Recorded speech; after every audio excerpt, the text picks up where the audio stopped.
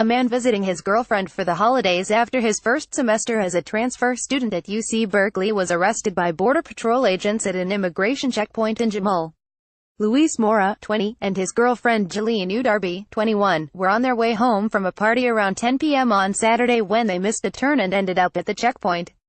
Mora has been detained in a temporary holding cell in a Border Patrol station since then. Luis Mora was found in violation of his visa condition, said Teke Michael, a spokeswoman for Border Patrol in the San Diego sector. Currently, Luis Mora is listed in DHS custody. This is all the information I have on the subject at this time. Mora became an unauthorized immigrant after he came to the U.S. from Colombia as a child and overstayed his visa, Udarbi said. He grew up in the San Diego area and went to Otay Ranch High School.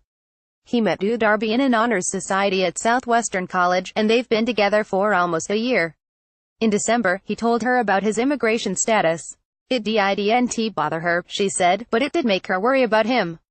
He said it's really hard to be a U.S. citizen here, Udarbi said. He's been trying, but they just won't let him. Neither knew that there is a checkpoint along Campo Road between Jamul and Dulzura. They passed it after they knew that they'd missed the turn home.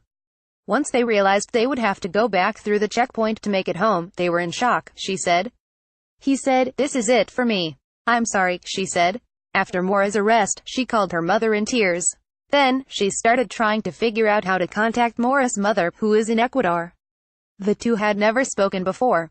Udarbi spent New Year's Eve making more phone calls to find a way to help Mora. Assisted by a student organization at UC Berkeley called Rising Immigrant Scholars Through Education, she rallied friends and community members on social media to campaign for Mora with the hashtag #FreeLuis. Because of the campaign, Prayer Nalal of the East Bay Community Law Center, a lawyer who represents unauthorized immigrant students at UC Berkeley, is now working on Mora's case. Since Mora is still in Border Patrol custody, it's more difficult for her to communicate with her client, Lal said. She didn't want to comment on details of his case before meeting with him in person. The Union Tribune was unable to interview Mora because he is in Border Patrol custody.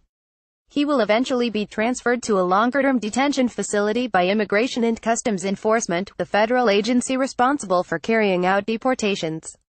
Lal doesn't know why Mora hasn't been transferred to such a facility. Mora told Udarbi that more than 60 people are detained with him at the Border Patrol station, slowing down processing.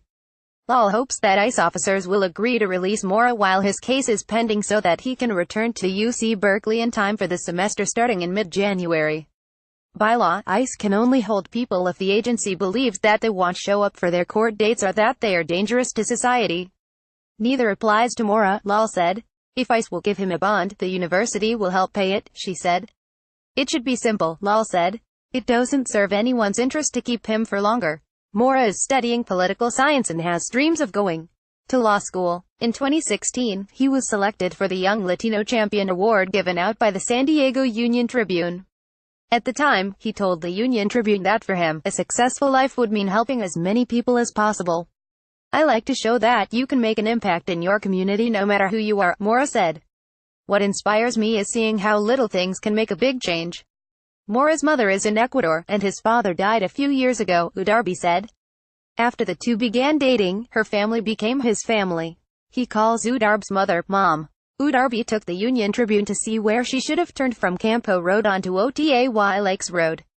In the process, she had to drive through the checkpoint again. Though she is a U.S. citizen, she tensed as she looked for her ID before driving up to the agent. I'm traumatized, she said. It's a scary process to be in.